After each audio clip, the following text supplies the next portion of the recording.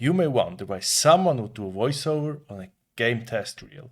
I'm Reto, welcome to my channel. I tested 60 games on my 16GB Arc A770 at 1080p maxed out settings. Based on my benchmark results, the average performance loss from 1080p to 1440p is only 23%, so expect around 77% of the here showed performance at 1440p. This video focuses on recent games. Most are released between 2019 and 2023, so they almost all run in DX12 or Vulkan. I've already explored performance in all of the DX9 games in a previous video. For this one, we'll go in alphabetical order. Technically, Ark Survival isn't the first one alphabetically, but I wanted you to see the incredibly handsome character I've created.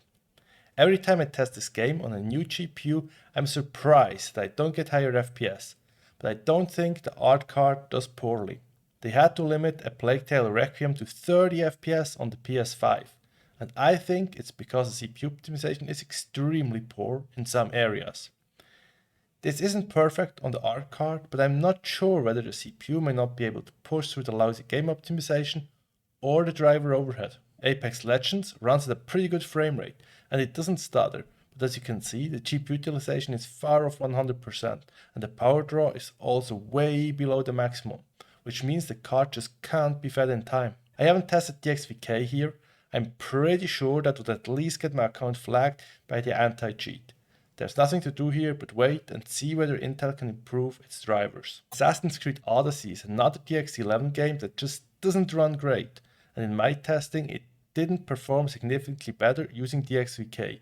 On the other hand, as I found in my benchmark video, link in the description, you barely lose any performance going to 1440p, and a faster CPU can help. Assassin's Creed Valhalla does a lot better than its predecessor. It's DX12 and runs smoothly at around 75 FPS. It makes you wish Ubisoft cared enough about its games to go back and implement technical improvements after release. I always show the benchmark and never drive myself in Assetto Corsa, and to be completely honest, I've never once played the game. I bought it on deep sale and only use it for benchmarks. A weaker CPU may cost you a few FPS, but our card performs fine. I didn't have any problems when running Atomic Heart. It's a new DX12 game, so that's what you hope for, but many games release in an unfinished state these days. This game not sucking on day one was a pleasant surprise. Borderlands 3 ran great, between 100 and 140 FPS. There was barely any stutter, and you can see how flat the frame time graph is. It's almost perfect. If you don't know how to read it, flat is good and sudden wiggles are bad. I ran Callisto Protocol on high and not on ultra, which was spanking the poor art card a little bit too hard. Although this runs mostly smoothly, there are stutters here and there, but in my experience, that's just the game. Control runs great with ray tracing, which is good because I like the game. Performance is right on the line where it's very playable with ray tracing, but I also like high refresh rates, and I'm willing to give up ray tracing for an FPS boost. Cyberpunk 2077 is a difficult case. It doesn't run as well as I want. Some people tell me it runs better for them, but others tell me it runs worse than on my test rig. Maybe the Ryzen 5800X3D CPU is an unfortunate pairing in this game. I don't know. I recorded this footage on the Ultra preset with ray tracing on low. Probably not the ideal setting. The best balance is likely the high setting without RT. The 5800X3D should generally represent the performance you get when you pair the A770 with a modern CPU, but for this case, maybe check out the performance for the exact pairing you're planning. Deathloop is interesting because of the VRAM usage. The overlay reports up to 15 gigs. Maybe that's a display bug, or maybe that's just an engine thing. It may hold as much as possible in the VRAM cache. The game also runs super smooth, but then its software helped with the engine. It would be surprising if it ran poorly. Speaking of running, Death Stranding was a walk in the park for the Ark. Okay, that was enough. This is a serious video. But you got the joke, right? Because it's a walking simulator. Don't worry, I'll give you a second to catch up. That was it, I promise. We can move on. I've read that Destiny 2 used to run poorly on Ark, but my experience was different. It was perfectly smooth at 100-160 frames per second. Destiny 2 is one of the few games that blocks my overlay via their anti-cheat, so we don't get any stats except for the tiny FPS counter. Deus Ex Mankind Divided is one of the older titles in my little roundup, but it was one of the earlier games that used DX12, so I was curious how to do. The Arc card handled it flawlessly without any hiccups. I wasn't sure whether I should include Doom 2016, but I'm glad I did. I didn't know it had a 200 FPS cap. And it's not even maxing out the A770. The power draw is below 50% of its maximum value, and the card runs around 1500 MHz for the most part. Doom Eternal on Ultra Nightmare with ray tracing can't push the card to its limits. The frame rate is high, but as we all know, this is the best optimized game since Doom 2016, and will likely retain that title until its software releases its next game.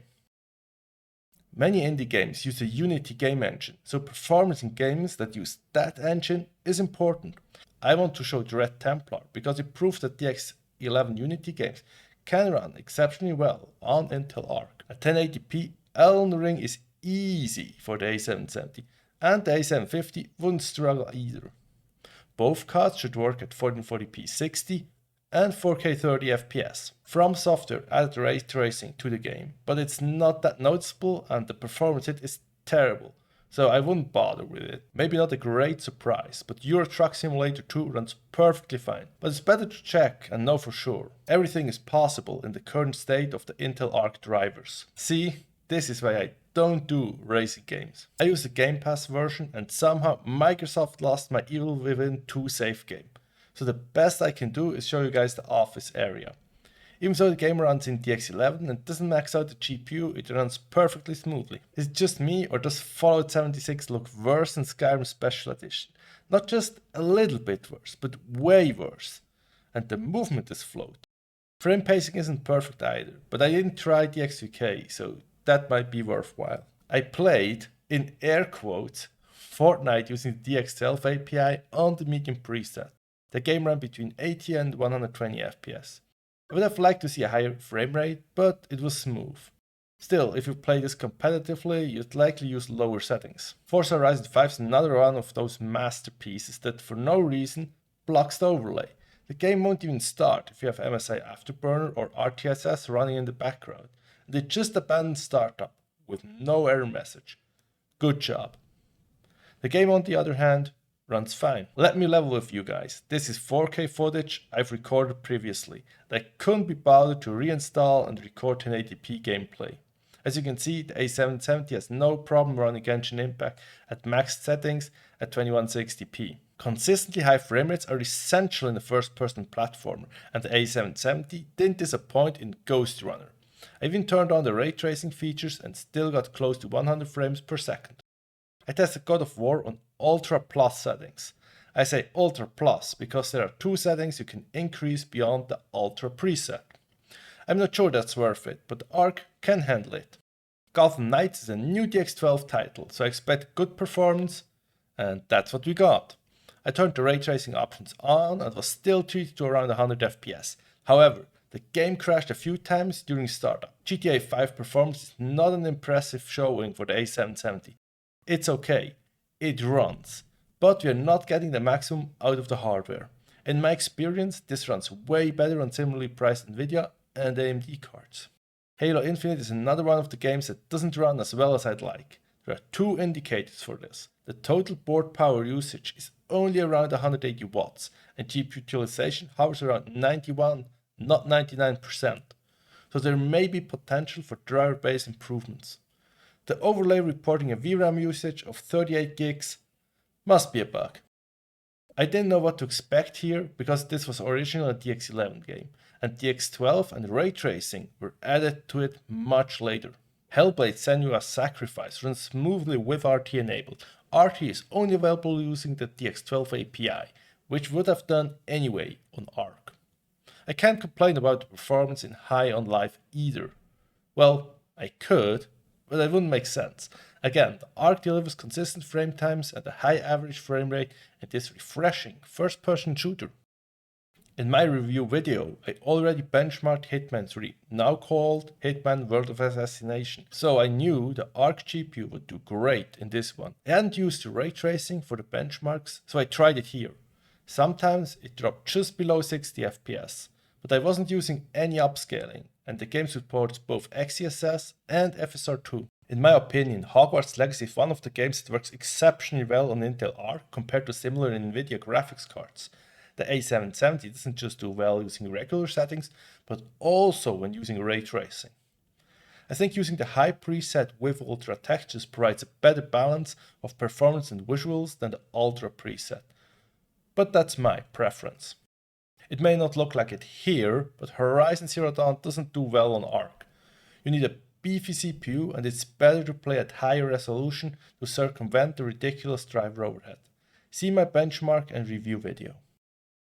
Kingdom Come Deliverance, a CryEngine game, ran poorly in its native DX11 and was bad enough for me to check performance when using Vulkan with DXVK. And that fixed it. Using DXVK, the game ran as expected. You don't need DXVK to run Left 4 Dead using the Vulkan backend. You can simply add the -Vulkan parameter to the startup command. Left 4 Dead 2 is locked to 240 FPS by default. I believe you can unlock the frame rate, but I didn't think it was necessary. I didn't know Lost Ark was this easy to run. I wouldn't have tested it. Sure, there are hard to run areas, but it won't make a significant difference. However, it's good to see the Arc card only draws around 70 watts to deliver 60 FPS. One of my favorite games released in 2022, Metal Hellsinger, runs fine even though it's a DX11 game. The absolute performance is maybe not as high as I'd like, but it's consistent. That's extremely important in a rhythm shooter. I tested a regular version of Metro Exodus, not the enhanced edition that features ray tracing. But based on the results here, I think the A770 should be able to handle the game even when we use RT. Middle-earth Shadow of War is a DX11 game that runs flawlessly, but the game looks pretty dated now. I think it's a combination of low asset density in the environment and relatively low texture quality on many objects. I flicked all the settings to their maximum value in Overwatch 2, which may not be what you'd go for when tryharding at it. When watching back the recorded footage, I realized that this game packed the CPU at 100%, so I went back and tested again, but the same thing happened.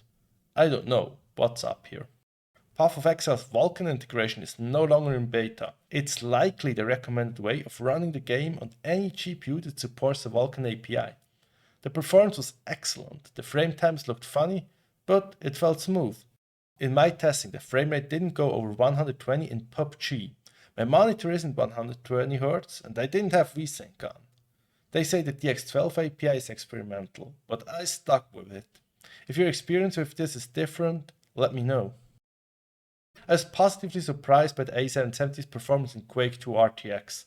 We fall short of 60 FPS, but it's close enough. Ooh, pretty reflections. It runs smoothly, not stuttery, and I like how the CPU utilization hovers around 3%. I think most people would prefer Red Dead Redemption 2 at a high resolution or with even more eye candy, but at 1080p, using the hardware unboxed optimized settings and the Vulkan API, we can get up to 130 FPS in Saint Denis. If you're unfamiliar with Resident Evil, you may be surprised how easy it is to run, even with ray tracing. I saw anywhere between 80 and 120 FPS depending on the location, and the frame pacing was excellent. I received Scave from an Intel giveaway, so I thought including it was only fair even if it didn't make a massive splash on release in 2022. Scave isn't hard to run, so I got between 150 and 200 FPS and basically flawless frame times. I assumed Scorn runs on DX11, but it doesn't, it's a DX12 game. Although Scorn didn't have the best reviews, I loved the environments and graphics, and you can enjoy this at maximum settings on an Intel Arc card. Serious Sam 4 has a Vulkan option in its graphics settings, so we go for that instead of DX11. However, it doesn't pre-compile the shaders, so you'll get a bit of stutter when you first play the game. Everybody benchmarks Shadow of the Tomb Raider, but does anyone actually play the game? I ran the game with ray tracing and we can see that the Arc graphics card doesn't struggle. You can even use XeSS upscaling in this title, but at 1080p, it's probably not worth it. I bought Spider-Man Miles Morales instead of the Spider-Man remake. Maybe I made a mistake there, but I believe in terms of performance, those are interchangeable. CPU load is high in these games, so even this good CPU has problems pushing the Arc card to the maximum.